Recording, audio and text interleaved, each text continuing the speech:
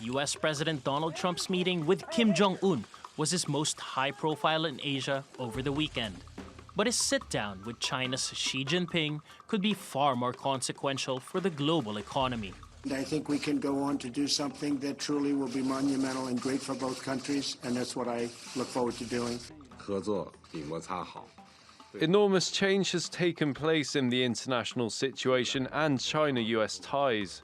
But one basic fact remains unchanged. China and the United States both benefit from cooperation and lose in a confrontation.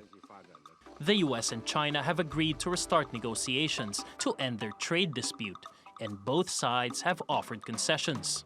The US won't be imposing tariffs on $300 billion worth of Chinese goods. Those taxes, on top of the tariffs Trump had already imposed in the trade war, would have covered virtually everything the US buys from China. Washington's also relaxing restrictions on Huawei to allow US firms to continue doing business with the Chinese tech giant. In exchange, China's promised to increase purchases of US agricultural goods, helping farmers in states Trump needs to win re-election next year. But the two countries remain at odds over Chinese foreign investment restrictions that Washington wants Beijing to relax.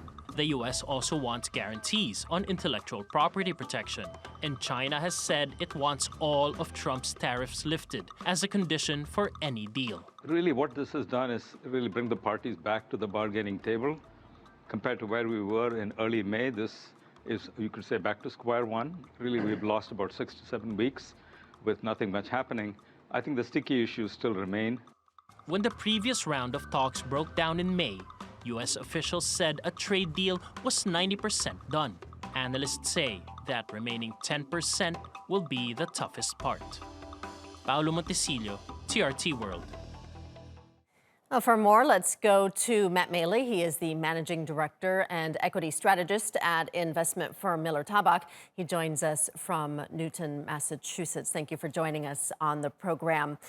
We saw the worst case outcome averted over the weekend, but this is just a temporary truce. The threat of tariffs still remains. How much confidence does this give businesses and investors that negotiations will continue?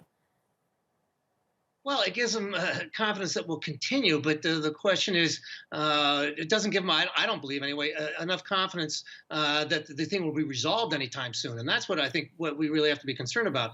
And the one positive thing that did come out of this, of course, was the relaxation of restrictions on Huawei.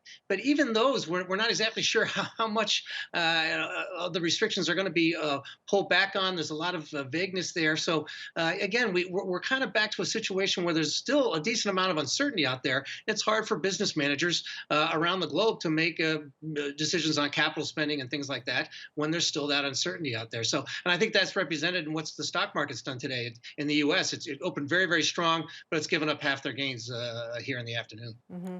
We have seen temporary truces in this ongoing trade war before. For example, when Trump and Xi met in November at the last G20, we saw negotiations appear to be back on track. But then 4 months later, we saw the U.S. raise tariffs on 40% of Chinese imports. Do you think we could be in another situation like this and see history repeat itself?